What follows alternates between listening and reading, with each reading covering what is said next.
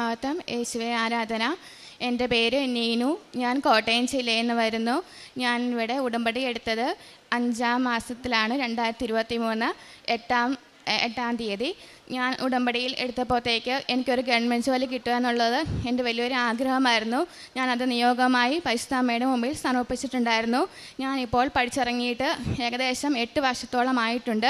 അന്ന് തൊട്ട് എനിക്കൊരു ഗവൺമെൻറ് ജോലി വേണമെന്നുള്ള വലിയ ആഗ്രഹമായിരുന്നു. ഞാൻ ഡെയിലി വേജസ് ആയിട്ടായിരുന്നു ഇതിനു മുമ്പൊക്കെ ജോലി ചെയ്തുകൊണ്ടിരുന്നത്. ഞാൻ ഇതിനു മുമ്പ് കുറേ എക്സാമുകളൊക്കെ എഴുതിയിട്ടുണ്ടെങ്കിലും ഒരു റാങ്ക് ലിസ്റ്റിൽ പോലും ഞാൻ വന്നിട്ടില്ലായിരുന്നു. ഞാൻ ഇവിടെ വന്ന് മാതാവിൻ്റെ അടുത്ത് ഉടമ്പടി നിയോഗം എഴുതിയപ്പോൾ ഞാൻ മാതാവിൻ്റെ അടുത്ത് പ്രാർത്ഥിച്ചായിരുന്നു, അമ്മേ ഞാൻ ഇതുവരെ ഒരു ലിസ്റ്റിലും വന്നിട്ടില്ല. ഇപ്പം തന്നെ ഞാൻ എഴുതിയ 4 ലിസ്റ്റിലെ റിസൾട്ട് വന്നതിലും അതിലൊന്നുമില്ല. ഇനി ഒരു റിസൾട്ടും കൂടി എനിക്ക് വരാനുള്ളൂ. ഹോമിയോപ്പതി ഡിപ്പാർട്ട്മെൻറ്റിൽ നേഴ്സായിട്ട് എഴുതിയ ആ വേക്കൻസിയിൽ ഞാൻ എഴുതി വെച്ച് എനിക്കൊന്നും റാങ്ക് ലിസ്റ്റിൽ എന്തായാലും ഞാൻ വരില്ല. ഇത് അമ്മ തരണമേന്ന് വന്ന് ഞാൻ പ്രാർത്ഥിച്ചായിരുന്നു. ഞാൻ ഇവിടുന്ന് ഉടമ്പടി എടുത്ത് പോയിട്ട് കൃത്യം 1 മാസം കഴിഞ്ഞപ്പോൾ തന്നെ എനിക്ക് സർട്ടിഫിക്കറ്റ് അപ്ലോഡ് ചെയ്യാൻ പറഞ്ഞുകൊണ്ട് PSCന്ന് എനിക്ക് മെസ്സേജ് വരികയുണ്ടായി. അത് കഴിഞ്ഞ് ഞാൻ ഓരോ വട്ടവും ഉടമ്പടി വന്ന് പുതുക്കി പ്രാർത്ഥിച്ചുകൊണ്ടിരുന്നപ്പോൾ സർട്ടിഫിക്കറ്റ് വെരിഫിക്കേഷനും ഇൻ്റർവ്യൂവിനും ഒക്കെയായി വിളിച്ചു. എല്ലാം എനിക്ക് വളരെ ഭംഗിയായി തന്നെ മാതാവ് നടത്തി തന്ന് എന്നെ അനുഗ്രഹിച്ചു.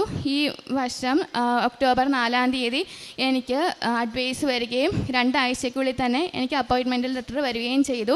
ഞാൻ ഒക്ടോബർ 21 മാതാവിൻ്റെ ജപമാല മാസം ഹോമിയോപ്പതി ഡിപ്പാർട്ട്മെൻറ്റിൽ നേഴ്സായിട്ട് ജോലിക്ക് പ്രവേശിക്കുകയും ചെയ്തിരുന്നു.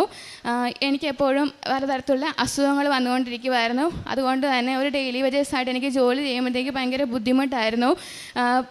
എപ്പോഴും വേദനയോടുകൂടി അസുഖങ്ങളായിരുന്നു എപ്പോഴും വന്നുകൊണ്ടിരുന്നത്. വയറുവേദന, തലവേദന, ന്യൂമോണിയ ഇങ്ങനെയൊക്കെ വന്ന് എപ്പോഴും എനിക്ക് അഡ്മിറ്റ് ആകേണ്ട അവസ്ഥ വരുമായിരുന്നു. അതുകൊണ്ട് തന്നെ എനിക്കൊരു ജോലി വേണമെന്നുള്ളത് ഒരു അത്യാവശ്യമായിരുന്നു. അത് ഞാൻ മാതാവിന് മുമ്പിൽ അങ്ങനെയാണ് ഞാൻ സമർപ്പിച്ചിട്ടുണ്ടായിരുന്നത്. കാരണം എനിക്ക് എന്തെങ്കിലും എൻ്റെ ഒരു കാര്യത്തിന് വേണ്ടി 1 രൂപ വേണമെങ്കിലും ഒരു വരുമാനം ഉണ്ടായിട്ടേ കാര്യം ഉണ്ടായിരുന്നുള്ളൂ. പിന്നെ കൂടുതൽ അവധികളോ അങ്ങനെയൊന്നും എനിക്ക് എടുക്കാൻ പറ്റത്തില്ലായിരുന്നു. അപ്പോൾ മാതാവ് എന്നെ കഴിഞ്ഞ് എൻ്റെ ഇതുകൊണ്ട് കിട്ടിയതല്ല, മാതാവ് തന്നെ എനിക്ക് തന്നതാണ്.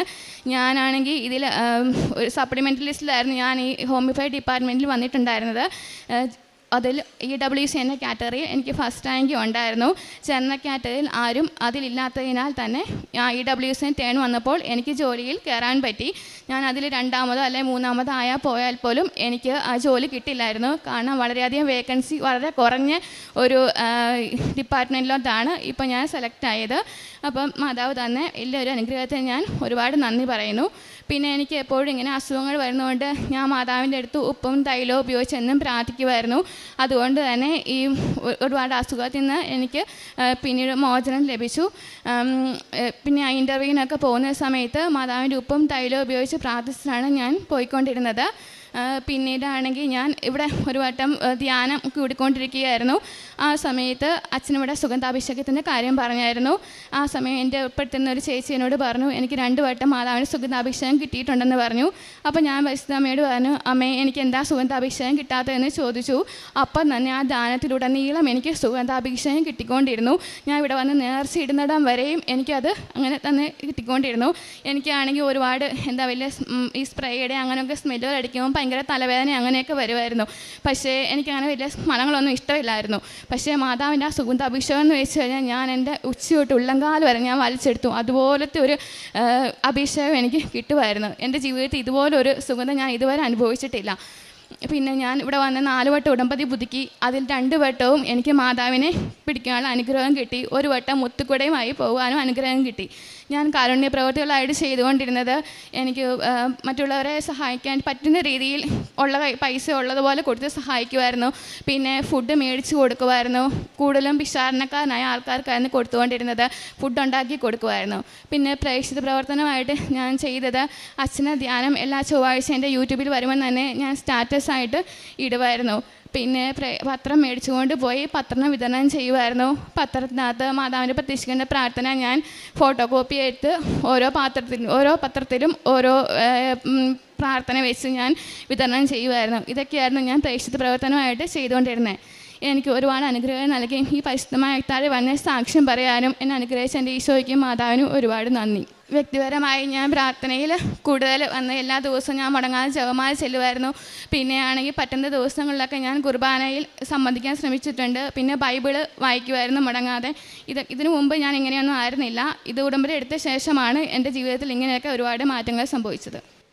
ദാനിയേലിൻ്റെ പുസ്തകം 14-ാം അധ്യായത്തിൽ 37 മുതലുള്ള തിരുവചനങ്ങളിൽ അരുളി ചെയ്യുന്നു, ദാനിയേൽ, ദൈവം നിനക്ക് എത്തിച്ചു തന്നിരിക്കുന്ന ഭക്ഷണം കഴിച്ചാലും.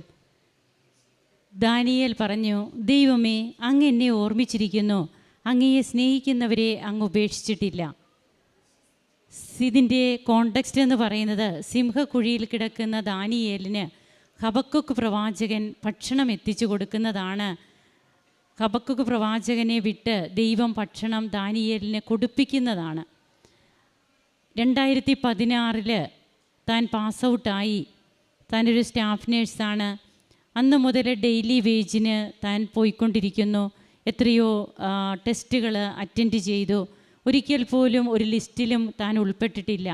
എന്നാൽ ഉടമ്പടിയുടെ പ്രത്യേകത അതാണ്. അതായത് ഒരിക്കലും നടക്കാത്തത് നടക്കും, ഒരിക്കലും സംഭവിക്കാത്തത് സംഭവിക്കും. തൻ്റെ സാക്ഷ്യത്തിൽ നീനു ജോൺ അതാണ് നമ്മോട് വെളിപ്പെടുത്തുന്നത്. ഈ വർഷം അത്രയും താൻ കാത്തിരുന്നു. തനിക്ക് ടെസ്റ്റുകളൊന്നും പോസിറ്റീവ് റിസൾട്ട് കിട്ടിയില്ല.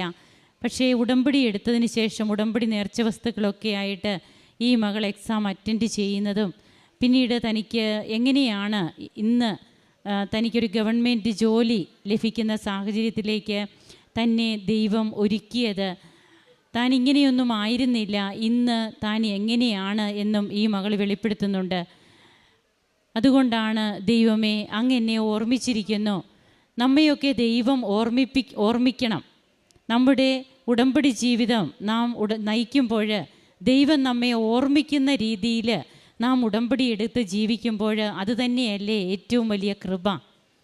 അങ്ങനെ നമ്മെ ഓർക്കുന്ന ദൈവം നമുക്ക് വേണ്ടിയിട്ട് പിന്നെ ഭക്ഷണം തയ്യാറാക്കും, നമുക്ക് വേണ്ടി ഭക്ഷണം കൊടുത്തുവിടും. ഇത് ജോലി ലഭിക്കുന്നത് അതൊരു വരുമാന മാർഗമാണ്, ഉപജീവന മാർഗമാണ്. ഒരു ആർഭാട ജീവിതത്തിന് വേണ്ടിയിട്ടല്ല നമുക്കൊരു ജോലി.